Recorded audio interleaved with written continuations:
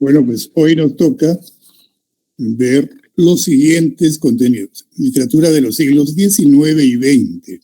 Y los contenidos son tres. Uno, realismo, características de la corriente realista, y la novela Crimen y Castigo del ruso Fedor Dostoyevsky. Contenido número 2, literatura del siglo XX, características. Es una nueva narrativa la que insurge en el siglo XX y trae algunas innovaciones técnicas. Técnicas significa en las maneras o modos o maneras de escribir la obra literaria. Sobre todo en las narrativas, está referido más que nada a la narrativa. Y contenido número 3, la famosa novela La Metamorfosis de Franz Kafka. Eso tenemos hoy. Veamos, pues. Realismo del siglo XIX, características y representantes.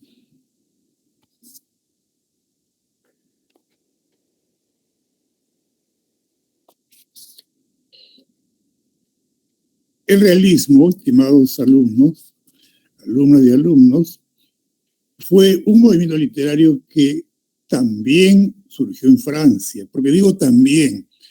Porque en el caso del romanticismo, si bien es cierto que recordarán ustedes, insistimos en que su inicio se dio a fines del 18, pero claro, en Alemania, en ese movimiento juvenil llamado Sturm.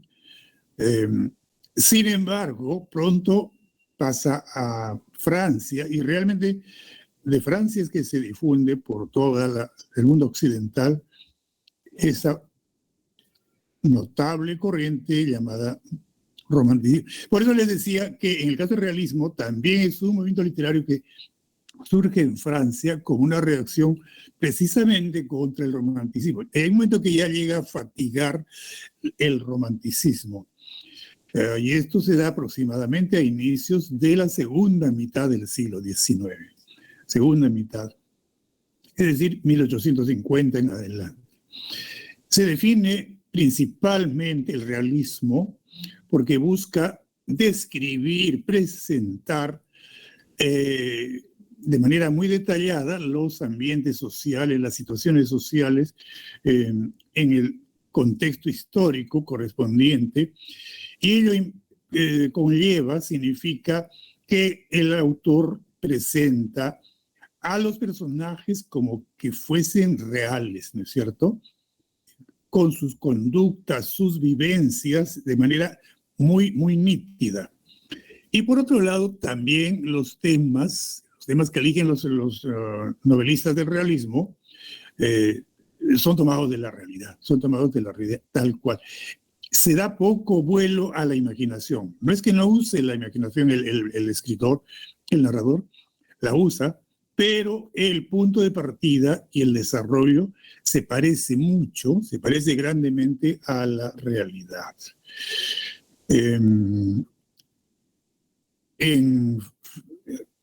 Veamos primero los representantes brevemente.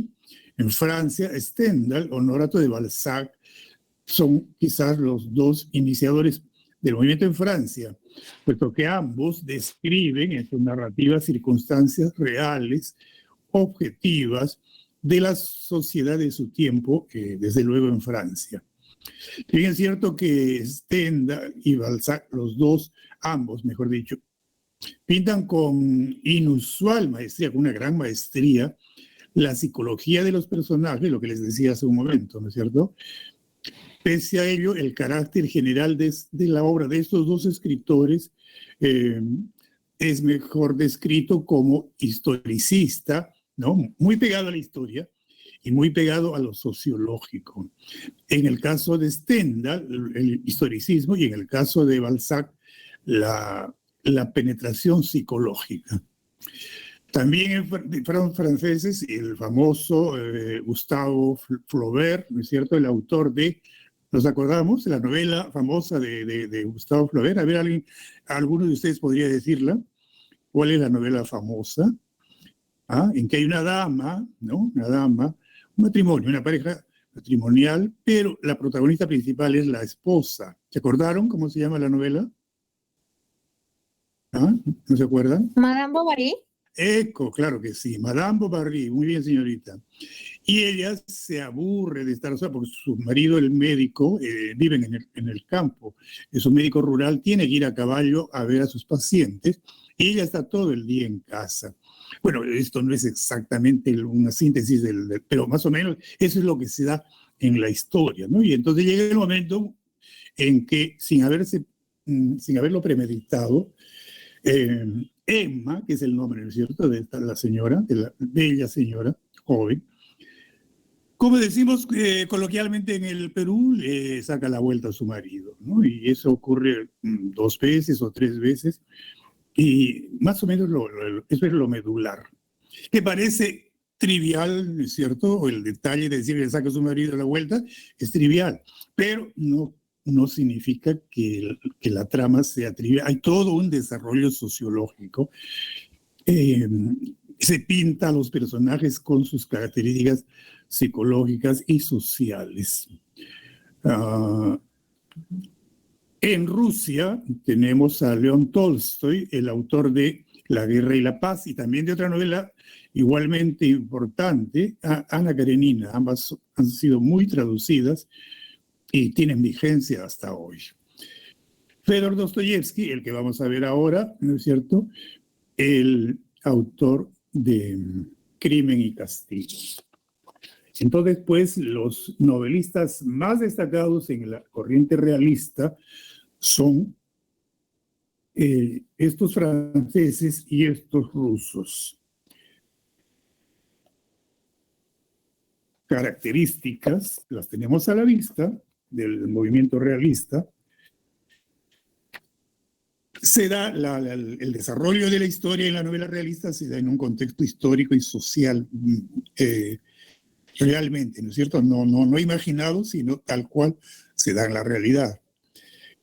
Hay una marcada objetividad, como es lógico, ¿no es cierto? Es obvio que haya una gran objetividad que se traduce en descripciones detalladas, como he dicho, y lo recalcamos, descripción muy detallada de los ambientes sociales, del contexto histórico, de las conductas de los personajes, de las situaciones o hechos. Descripción detallada, entonces, es otra característica. Se presentan las conductas y las vivencias de los personajes. Dicho esto, estimados alumnos, cuando digo estimados alumnos me refiero en general a las señoritas y a los caballeros. Entremos en Dostoyevsky y Crimen y Castigo.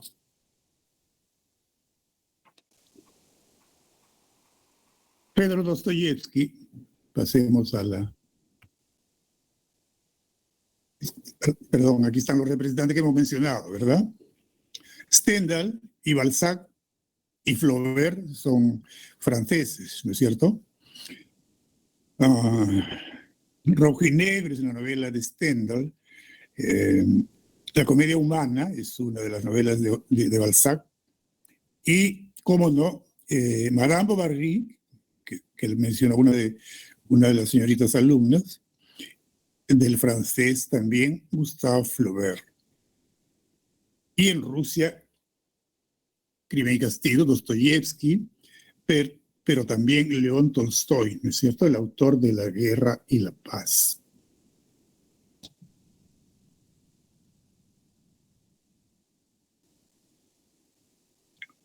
Dostoyevsky, disculpen, voy a mover un poco las diapositivas. Fedor Dostoyevsky vivió entre 1821 y 1881. 1821. Un siglo antes de la independencia del Perú. Nació en Moscú, en la capital de la Rusia. En su juventud estuvo muy vinculado con las luchas contra el autoritarismo que caracterizó a la Rusia zarista, ¿no es cierto? Este es un paréntesis, porque es algo que ustedes deben conocer, la obra literaria tiene que o el trabajo literario del autor tiene que ubicarse en su tiempo y en su espacio.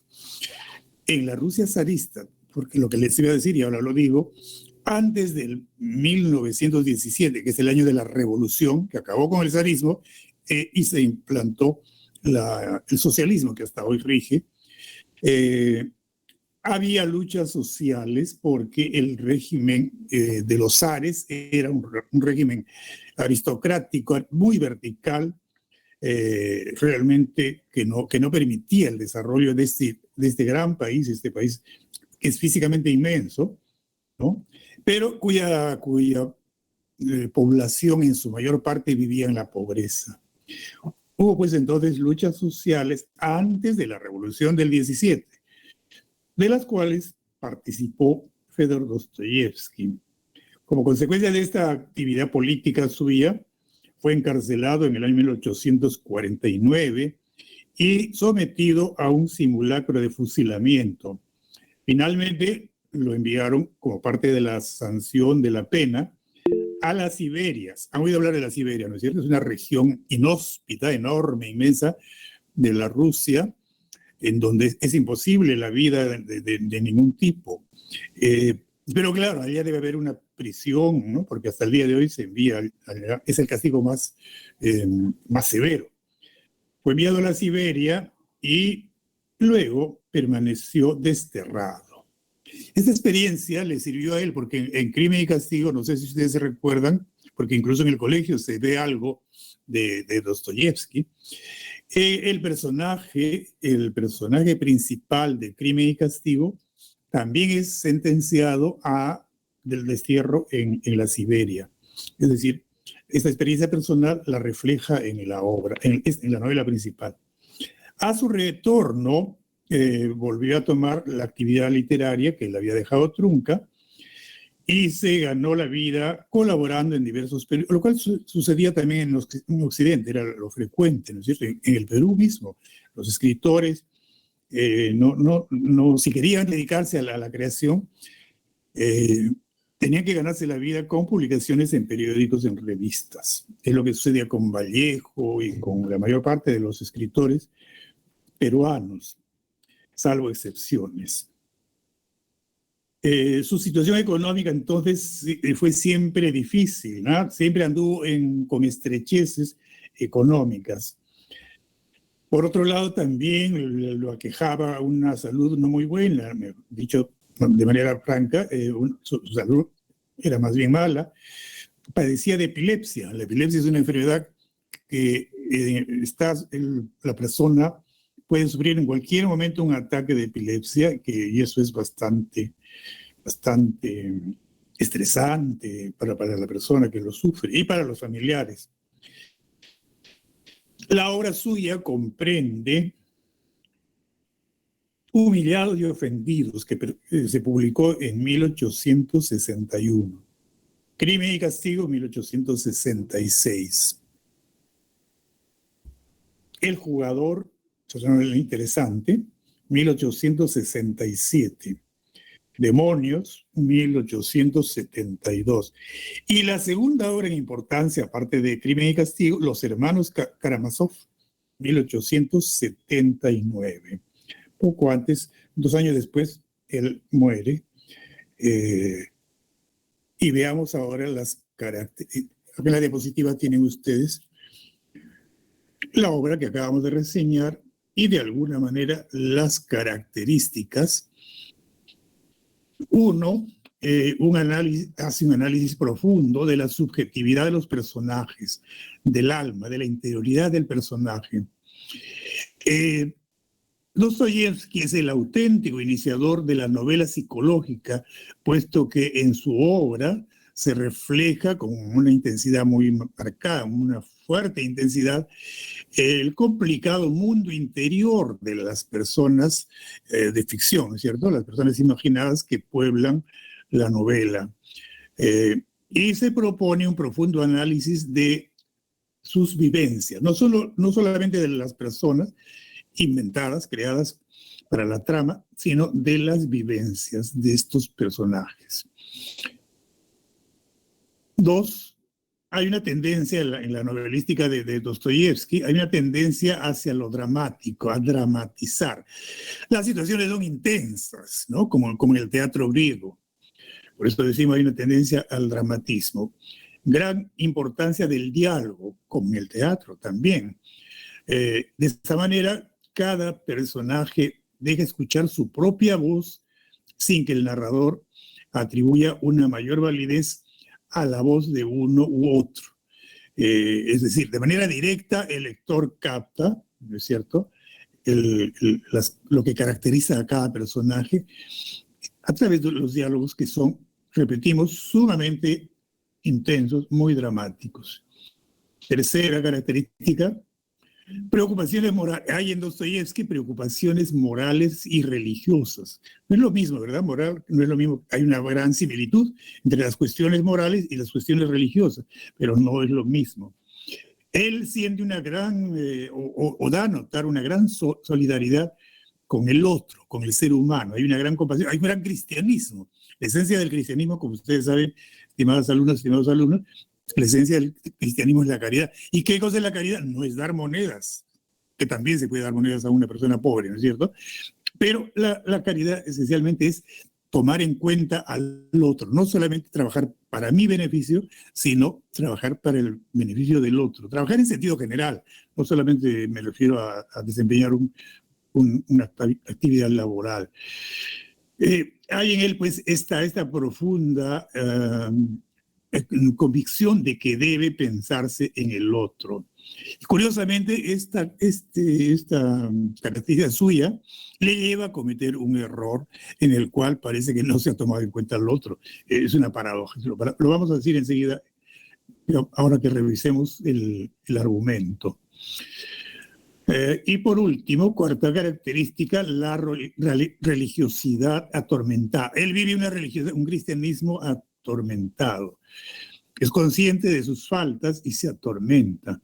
Dostoyevsky estaba convencido de la misión de Rusia como depositaria de la auténtica religiosidad cristiana. Y creo que hasta hoy los cristianos rusos que practican un cristianismo distinto al de Occidente, al que practicamos nosotros, que somos todos cristianos, creo, ¿no? En el Perú también. ¿Cómo es el cristianismo ruso? Es marcadamente tradicionalista, ortodoxo. La ortodoxia caracteriza al cristianismo de Rusia. Y ese era el cristianismo religioso que él vivía. ¿Qué cosa es ortodoxo? Lo tradicional, ¿no? Que no cambia, no cambia. En cambio, en Occidente vivimos un cristianismo heterodoxo, que significa que se va adaptando, va cambiando no en el fondo, sino en la forma. Por ejemplo, en el Concilio Vaticano II, que se desarrolló más, no me acuerdo el año exacto, en 1960 y tantos, cambió varios aspectos de la práctica religiosa. Por ejemplo, el más importante para mí, en mi opinión, fue que la misa debía hacerse en la lengua, en el idioma de cada pueblo, de cada país, y ya no en latín, porque antes de eso ustedes pueden preguntar a sus abuelitos, si tienen sus abuelos, ellos les van a decir que sí, que todavía ellos se acuerdan de que la misa era en latín, y nadie habla ni conoce latín, entonces uno se quedaba en la luna, y mientras el sacerdote desarrollaba la misa en esta lengua clásica. Pues bien, el Concilio Vaticano II cambia y ahora la misa es en latín desde hace buen tiempo. Y así por el estilo, eso es lo característico del cristianismo heterodoxo, el nuestro, el occidental. Pero la Rusia es muy conservadora en el aspecto religioso. Y esa es también una característica de la actitud de Dostoyevsky, la religiosidad atormentada y la creencia, la certeza que él tiene de que el cristianismo de su país es el verdadero, el auténtico. Poca simpatía por la cultura europea occidental, ¿no? Más bien, y eso no está mal, que cada quien valore la cultura de su propio país, de su propio pueblo. A Occidente se consideraba muy marcado por la corrupción y por la decadencia, un cristianismo decadente, unas condiciones sociales decadentes, corruptas. No se equivocaba mucho, ¿verdad? Dostoyevsky. Acá lo tienen, pues propone un profundo análisis de los aspectos psicológicos, refleja el complicado mundo interior de los personajes.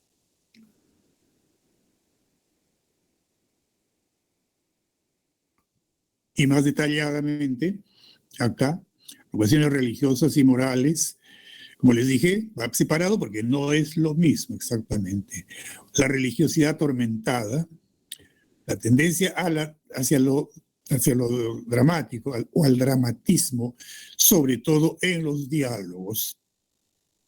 Solidaridad con el sufrimiento humano, es decir, lo que yo les decía, que caridad cristiana es pensar en el otro, tomar en cuenta al otro. Cuando decimos del otro, nos referimos a la colectividad.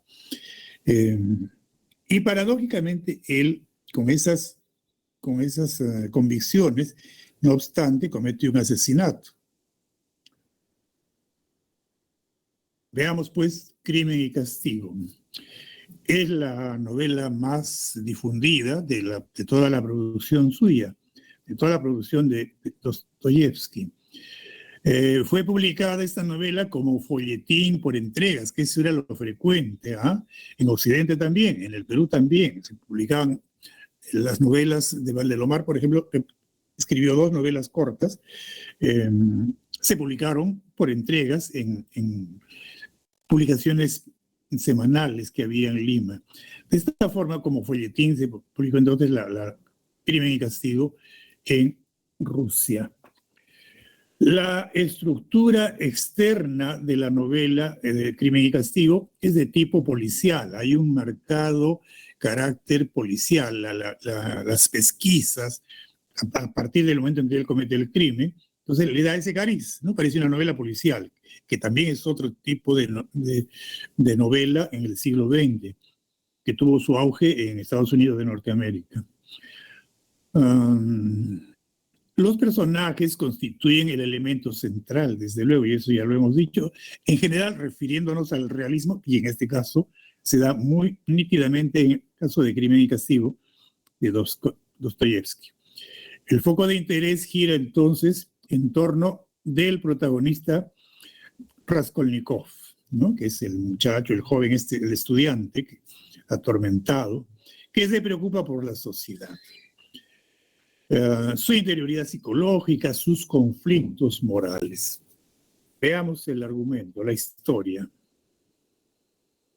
Raskolnikov es un estudiante pobre de formación intelectual, con una sólida formación intelectual, y considera a la usurera Aliona Ivanovna, ¿no? Una mujer conocida porque es prestamista, él la considera un ser nocivo para la sociedad, cuya existencia no tiene justificación. Miren cómo él se instituye como un juez, nadie lo nombra juez, y él decide que hay personajes o personas negativas que no vale la pena que vivan o que existan en la sociedad, ¿no es cierto?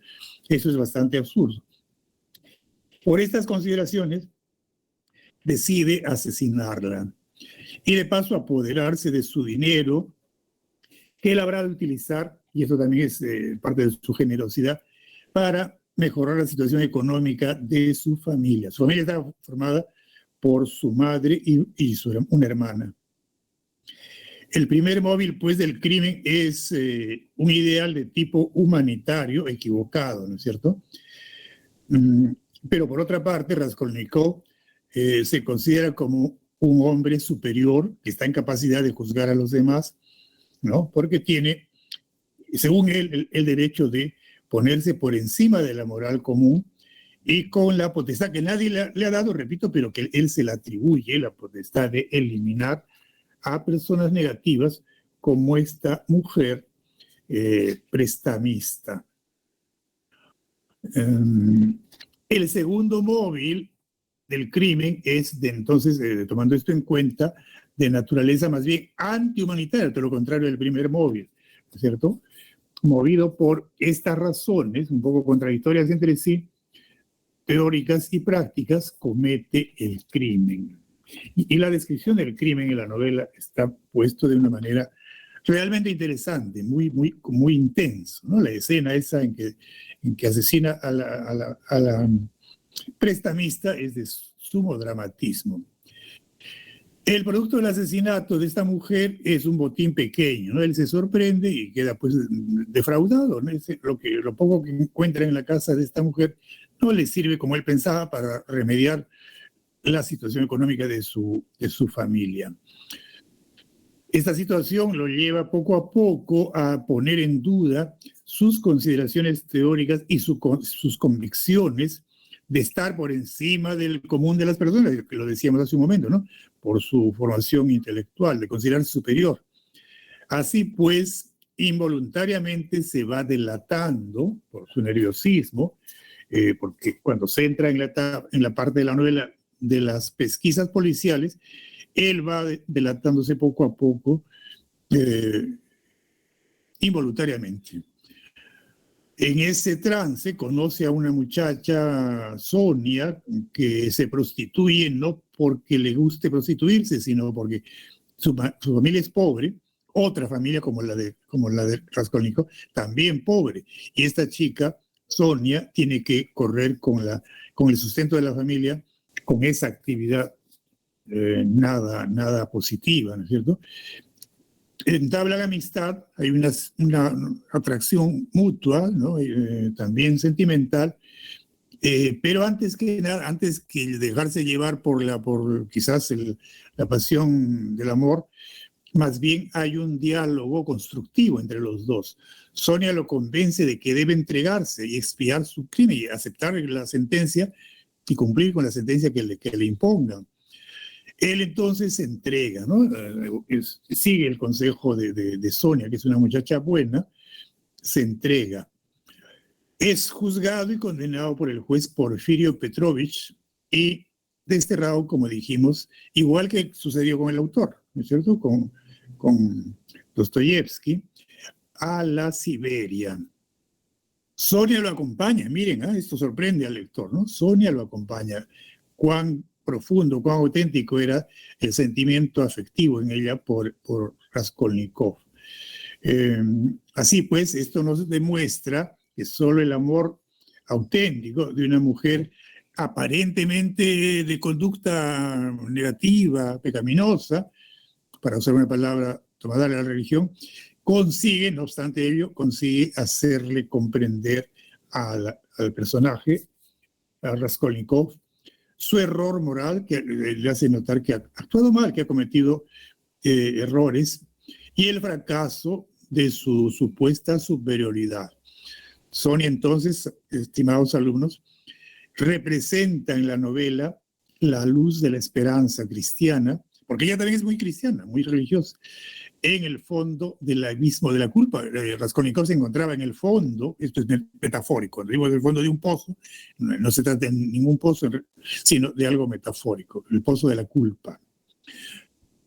Ahí lo tienen, Raskolnikov mata a la vieja usurera, ¿no? El juez Porfirio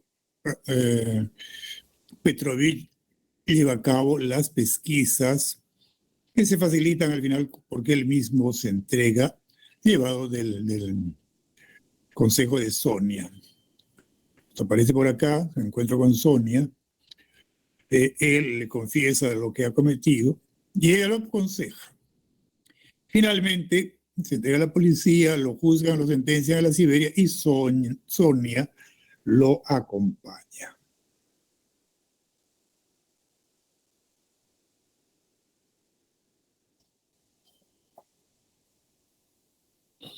¿Cuál es entonces el tema? Evidentemente el conflicto ético entre una moral cristiana humanitaria y una moral intelectualista antihumanitaria y una moral cristiana antihumanitaria, que también se da, ¿no es cierto? Ese es el tema principal, por decirlo de alguna manera, que salta a la vista, además, ¿no es cierto? Salta a la vista.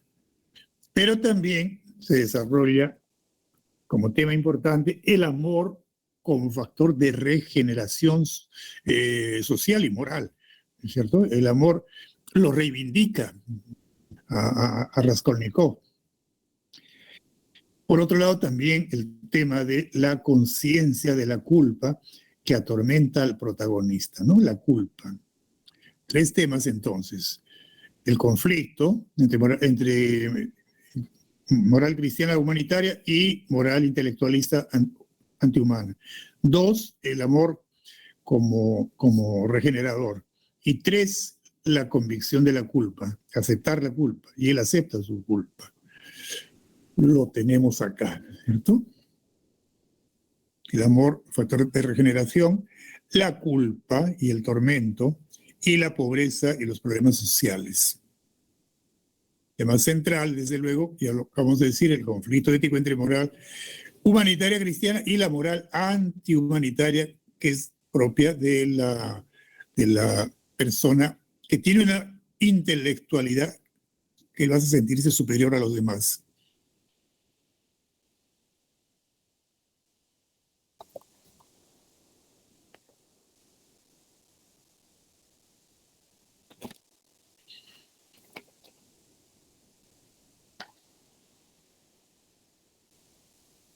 Como comentario, finalmente, debemos decir que Crimen y Castigo es una novela muy extensa y compleja, y muy compleja. El semestre pasado, esta novela fue una de las 2 lecturas obligatorias. Ustedes se han salvado por decirlo, ¿no? Pero ustedes, estimadas alumnas, estimados alumnos, cuando tengan la obligación de una lectura forzosa, pues no lo tomen como un castigo, no es un castigo. Leer una obra literaria, aun cuando sea extensa como Crimen y Castigo, es realmente una experiencia sumamente gratificante, muy gratificante. Una novela extensa, entonces, muy compleja. En el nivel superficial, acá tenemos los 2 niveles a los que me estoy empezando a referir. En el nivel superficial del relato encontramos la trama policial, es decir, el asesinato, la investigación y la sanción que le impone la sociedad. Esta estructura externa de tipo policial, marcadamente policial, predominantemente policial, mantiene la intriga en torno a si se descubrirá al criminal y también pone evidencia el juego del gato y el ratón, esa la pesquisa, ¿no? Da lugar a ese juego del gato y el ratón, que se establece entre Raskolnikov y el juez Porfirio Petrovich. En el nivel profundo encontramos el conflicto interno del personaje principal, el tormento, el sufrimiento, la conciencia de la culpa. Por tal motivo, se trata pues de una novela psicológica, lo que decíamos al inicio, cuando hemos... Profesor, disculpe. Oh, sí, diga usted. ¿Cuáles son las lecturas obligatorias actuales? No hay, en este semestre no hay lectura obligatoria. Se han librado, se han librado. Gracias. De acuerdo. Les decía entonces, pues, que en el nivel profundo encontramos el conflicto interno del personaje principal, por lo cual se trata de una novela psicológica, en tanto que el foco de interés gira alrededor de la mente y las preocupaciones morales del protagonista, es decir, de Raskolnikov. Ahí lo tenemos, ahí lo tenemos. En el cuadernillo tienen ustedes un fragmento. Siempre es bueno leer los fragmentos. ¿Qué hora es? Estamos bien de tiempo, estamos bien. Leamos unas líneas si quieran. Si alguien entrara, creería que estoy borracho, pero sus puntos suspensivos. Él es el que ha hablado, ¿no? Raskolnikov. Y luego toma la palabra el narrador. Corrió a la ventana, había bastante claridad. Se inspeccionó cuidadosamente de pies a cabeza, miró y remiró sus ropas. Ninguna huella, se pregunta él mismo, a sí mismo. No, así no podía verse. Se desnudó, aun cuando seguía temblando por efecto de la fiebre, y volvió a examinar sus ropas con gran atención. Pieza por pieza las miraba por el derecho y por el revés, temeroso de que le hubiese pasado algo por alto, ¿no? Que hubiera, por ejemplo, una mancha de sangre, algo de eso. He comentado brevemente, sigo leyendo. Todas las prendas, hasta las más insignificantes, las examinó 3 veces. Estaba muy nervioso. Miren la descripción, ¿no? Lo que dijimos al caracterizar la novela realista. Sigo leyendo unas líneas más. Lo único que vio fue unas gotas de sangre coagulada en los desflecados bordes de los bajos del pantalón, de lo que llamamos la basta del pantalón, que tiene contacto con los zapatos. Con un cortaplumas cortó estos flecos. Su ropa era pobre, él era un muchacho pobre, un joven estudiante pobre. Cortó esos flecos que tenían algunas gotas coaguladas de sangre. Seguimos la lectura. Se dijo que ya no tenía nada más que hacer, pero de pronto se acordó de que la bolsita y todos los objetos que la tarde anterior había cogido del arca de la vieja estaban todavía en sus bolsillos. Aún no había pensado en sacarlos para esconderlos. No se le había ocurrido ni siquiera cuando había examinado la ropa. No es un cuando con acento, sino ni siquiera cuando examinó sus ropas. En fin, manos a la obra.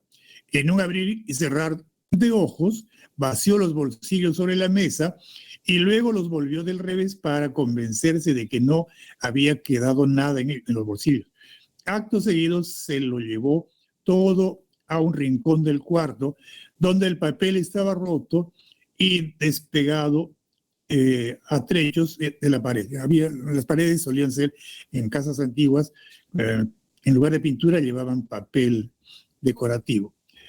Todo arreglado, se dijo alegremente, y se quedó mirando con gesto estúpido la grieta del papel que se había abierto todavía más. De súbito se estremeció de pies a cabeza. «Señor, Dios mío», murmuró desesperado, «¿qué he hecho? ¿Qué me ocurre? ¿Es eso un escondite? ¿Es así como se ocultan las cosas?». Sin embargo, él como ven ustedes, se mostraba muy inseguro. Todo lo estaba haciendo atolondradamente. Sin embargo, hay que tener en cuenta que Raskolnikov es el narrador que habla, no estoy hablando yo, sino estoy leyendo las últimas líneas del fragmento. Sin embargo, hay que tener en cuenta que Raskolnikov no había pensado para nada en ni preparado ningún escondite. Y se pregunta, ¿pero qué he logrado con esto? ¿Por qué me he alegrado de ello? Se pregunta. ¿No es un disparate esconder así las cosas? No cabe duda de que estoy perdiendo la razón. Bueno, pues y luego, ahí termina el fragmento, y luego al verificar el contenido de la bolsita, se da cuenta que era muy poco el botín que obtuvo de Aliona, la prestamista. Sigamos. Pasemos al segundo tema, narrativa del siglo XX, características y representantes. La nueva narrativa, llamada así también del siglo XX, tiene como características, vamos a avanzar la diapositiva, hemos retrocedido. Narrativa contemporánea del siglo XX.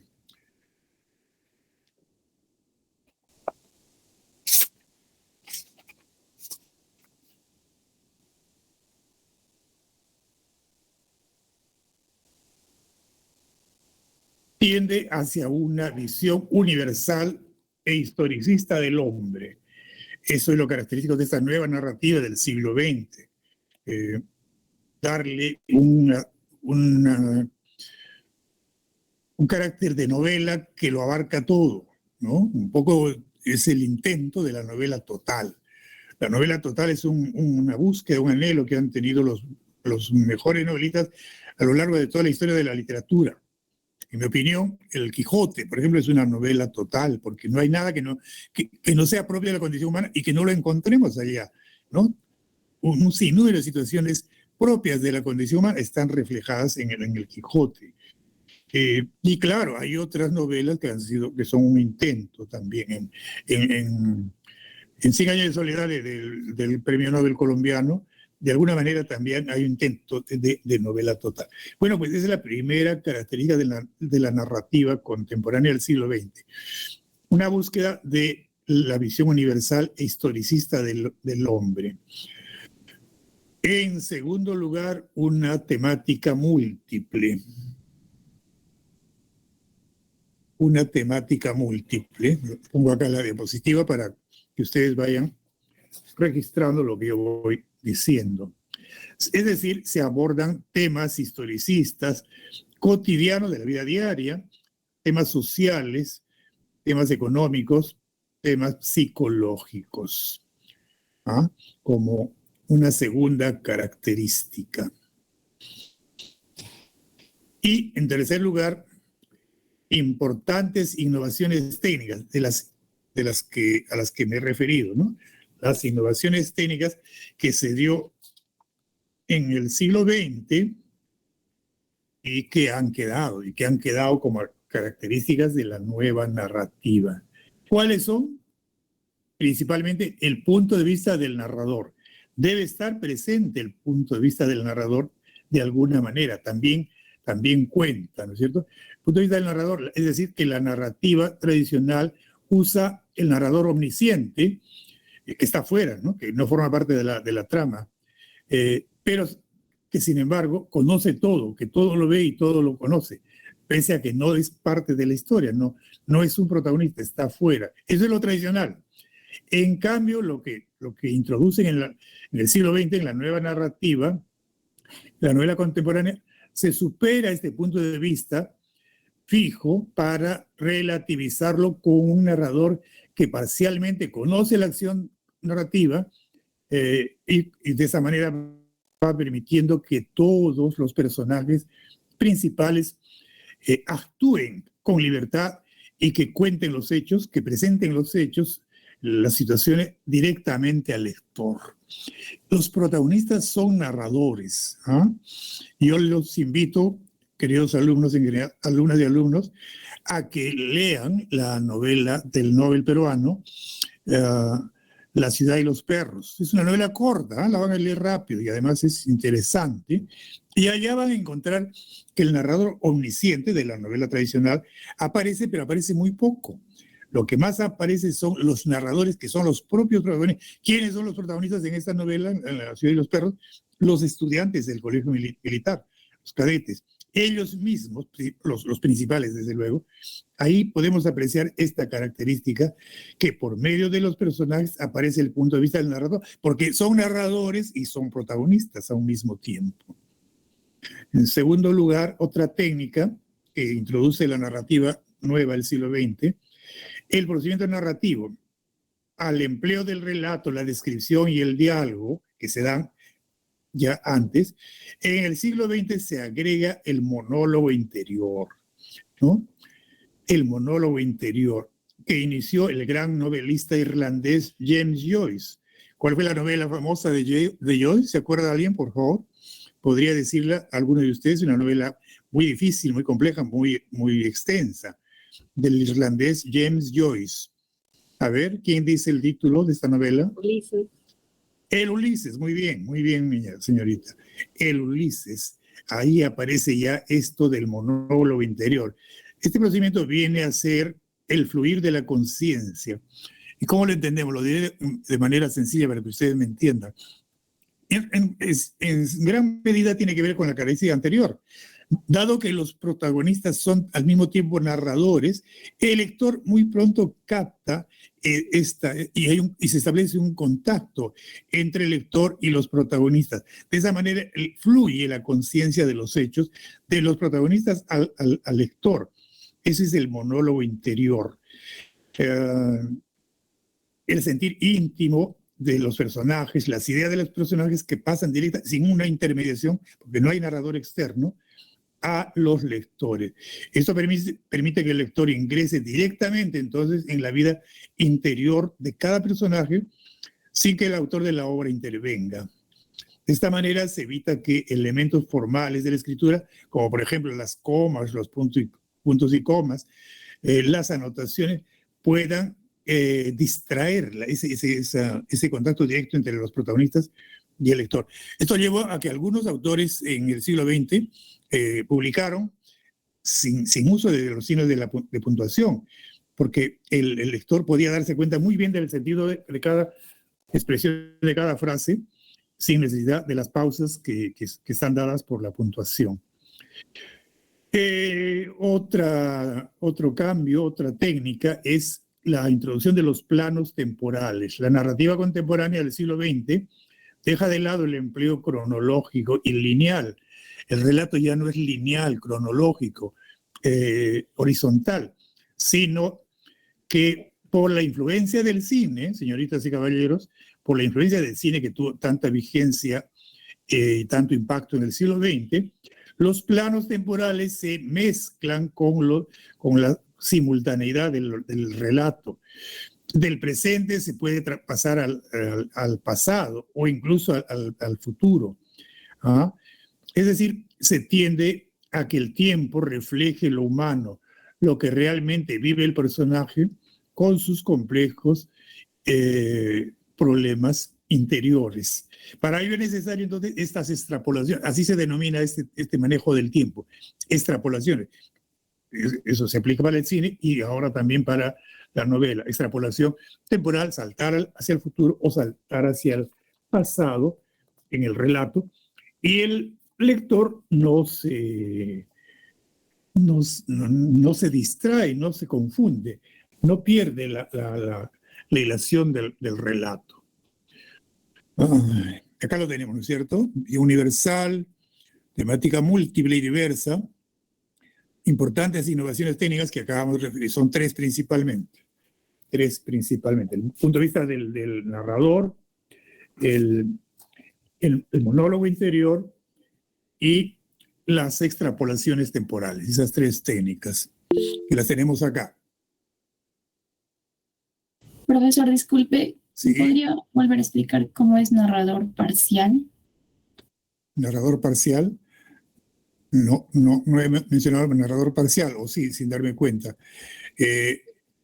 Las tres innovaciones técnicas, el punto de vista del narrador está muy presente porque casi no se usa el narrador omnisciente, que está afuera, ¿no? Y se emplea un narrador parcial, es decir, un narrador que es parte de la historia, como por eso les he mencionado Los y los perros, los muchachos, los estudiantes, son al mismo tiempo narradores que se van alternando. Pero muy de cuando en cuando aparece un narrador externo, un narrador omnisciente. Por eso dice empleo parcial del narrador, que es, ¿por qué parcial? Porque es narrador y es protagonista al mismo tiempo. La segunda técnica es los nuevos procedimientos narrativos, el monólogo interior. El lector toma contacto directamente con los protagonistas, no hay intermediación de un narrador externo. Y si la hay, es muy esporádica, aparece muy de cuando en cuando. Tercera técnica, las extrapolaciones, alterar los planos temporales. Se deja la linealidad y se salta en el tiempo, hacia adelante o hacia el pasado. Por eso se dice, esto quiebra el orden lógico y cronológico. Eso sí es lo que he dicho.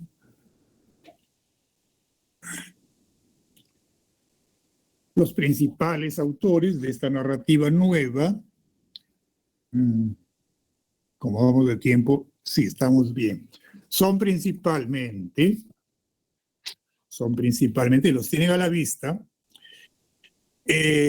Albert Camus, francés, ¿no es cierto? William Faulkner, norteamericano, estadounidense. Hermann Hesse, el autor del Lobo Estepario, de Bajo la Rueda, alemán, ¿no? Hermann Hesse es alemán, premio Nobel también. James Joyce, el autor del Ulises. Virginia Woolf, británica, ¿no? Autora de la novela La señora Dalloway. Thomas Mann, la montaña mágica. Frank Kafka, La metamorfosis. Marcel Proust, En busca del tiempo perdido, es una novela importantísima. Marcel Proust, evidentemente, es francés. Jean-Paul Sartre, también francés, La náusea principalmente. Y Ernest Hemingway, este narrador estadounidense, norteamericano, el viejo y el mar, Por quién doblan las campanas. Aquí lo tenemos, ¿no? Hemingway, según cuentan, según dicen, tenía una expresión muy bonachona, de hombre de gran simpatía. Amaba mucho la cultura, admiraba y quería mucho la cultura hispanoamericana. Viajaba frecuentemente a España porque le gustaban las corridas de toros y también venía a Sudamérica o a Centroamérica para disfrutar de la naturaleza, del paisaje deslumbrante de nuestros países. Parece que incluso estuvo en el norte del Perú, algunas veces en Tumbes y en Centroamérica. Bueno, pues estos son los representantes y tenemos que seguir porque nos queda un tema, ¿no es cierto? Ya hemos dicho lo que corresponde a las técnicas. Narrativa del siglo XX, características y representantes. Estoy retrocediendo y debo avanzar.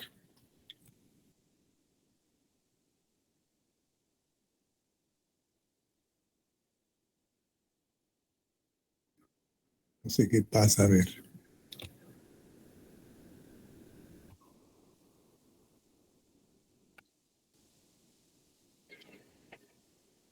Ya, la metamorfosis. Historia que ustedes recuerdan perfectamente, ¿no es cierto? Estoy verificando la hora. Franz Kafka vivió entre 1883 y 1924. Nació en Praga, en la ciudad de Praga.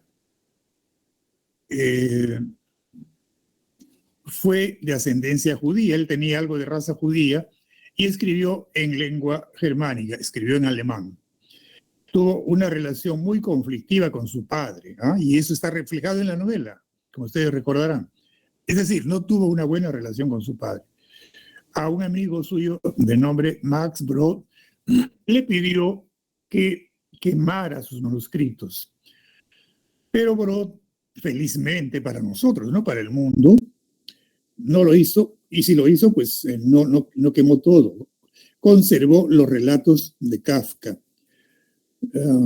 Su obra expone la angustia y el absurdo de la vida contemporánea, del hombre contemporáneo, del siglo XX, incluso ya de muy avanzado el siglo XX. ¿Qué obras constituyen su creación? La Metamorfosis, esta novela principal, Un médico rural, El castillo y América. Veamos la Metamorfosis. Argumento.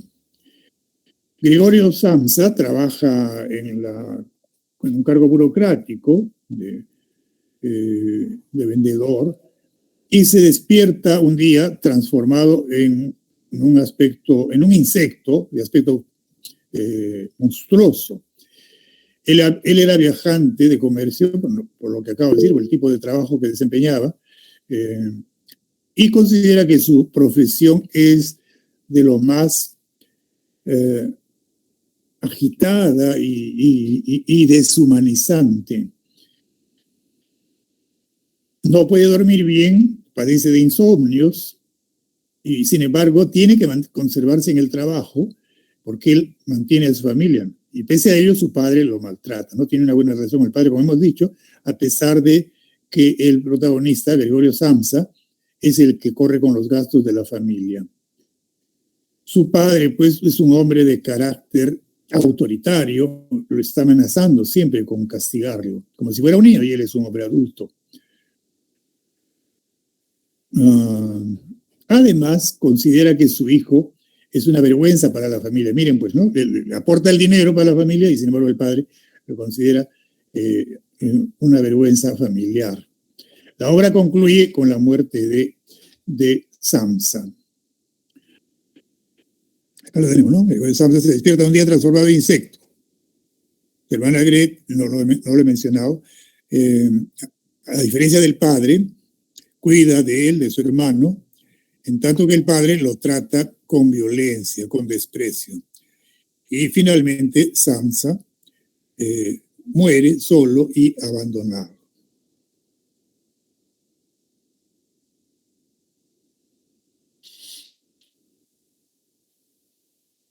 Dígase, la número 15 ya. Vamos hacia atrás. Esa es la diapositiva número 15. Ya. Vamos a concluir entonces. Autoritarismo del padre, alienación del sujeto moderno en el siglo XX, el materialismo, casi, y aún ahora se mantiene esta característica, desgraciadamente, ¿no? La obsesión de la ganancia económica nos convierte casi en autómatas, nos deshumaniza, y a eso se llama alienación del sujeto moderno a partir del siglo XX. La mutación del hombre en un insecto simboliza esto entonces. La marginación del que es diferente. Y ahora se habla mucho, ahora en el siglo XXI se habla de inclusión, de que todos deben ser respetados y tomados en cuenta, incluso las personas que son diferentes al común de las personas. Y hay varios factores por los cuales se considera diferente a una persona. Pero hasta muy avanzado el siglo XX y hasta muy entrado el siglo XXI, se margina al diferente. De manera que esto que es característico de la novela de Kafka, se da en la realidad. La rutina que aburre, que molesta al ser humano, ¿no? Tener que hacer lo mismo todos los días en un trabajo sumamente mecánico o repetitivo. La explotación del hombre por el hombre también, ¿no? Esto que es una coincidencia con la Revolución Rusa. Había que luchar contra esto de la explotación del hombre por el hombre. Lo logró el socialismo. Profesor. Sí. ¿Diga usted? Perdón, profesor, es que yo quería agregar un poquito. ¿Podría, profe? Sí, diga usted. Ya, ese que cuando yo leí, bueno, cuando también estuve en varias clases con el tema de la metamorfosis, yo saqué que cuando es eso lo de la mutación del hombre a un insecto, podemos decir es una alegoría a cuando la persona, o bueno, cuando Gregorio no es útil. O sea, por poner un ejemplo, eso de convertirse en un insecto podría ser lo equivalente a que Gregorio hubiese sufrido una lesión que le impedía ir a trabajar o una enfermedad. Y por lo tanto, al ya no ser útil para la familia, lo marginan y lo desprecian como si fuera un insecto. Profesor, buenos días, cambio de hora. Ya. Ahí termino, profe. Sí, de luego, está presente esa alegoría. El trabajo deshumanizante, la mutación de Gregorio en un insecto refleja lo que acaba de decir usted, el absurdo de la existencia humana, de alguna manera, ¿no es cierto? Transformado en insecto ya no es útil para nadie, en lo que acaba de decir el alumno. Al convertirse en un ser marginal, debe ser liquidado por la sociedad. Muy bien, eso es todo. Pregunta 1, B de bondad. Pregunta 2, D de Dante. 3, B de bondad. 4, C. 5, D de